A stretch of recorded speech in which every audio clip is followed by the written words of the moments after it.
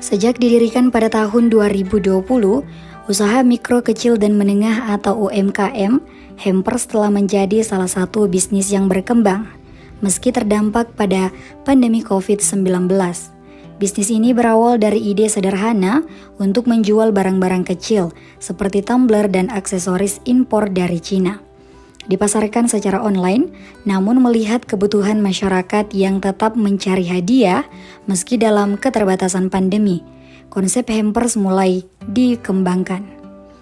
Usaha ini bertujuan untuk memberikan kemudahan bagi pelanggan dalam mencari hampers yang sesuai dengan kebutuhan mereka. Dengan konsep one-stop shop, Dewi menyediakan berbagai jenis hampers, mulai dari hampers untuk hari raya seperti Natal, Lebaran, Imlek, dan Nyepi, hingga wedding hampers, hadiah untuk guru, dosen, ulang tahun, serta berbagai pilihan unik lainnya seperti money cake dan money bouquet.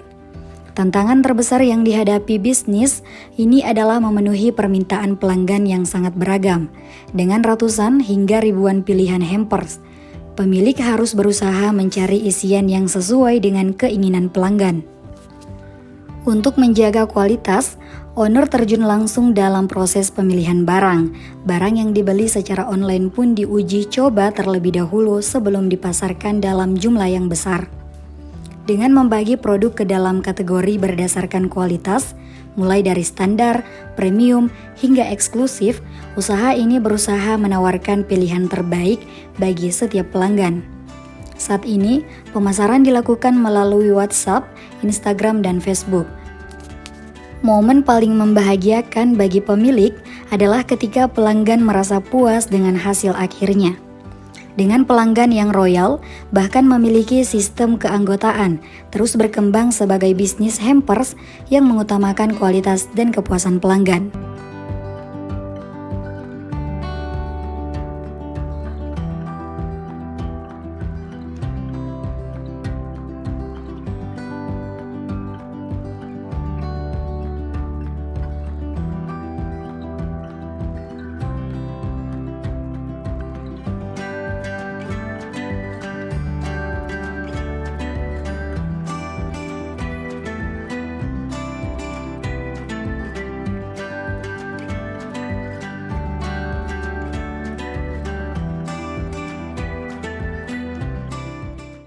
Download Tribun X sekarang, menghadirkan lokal menjadi Indonesia.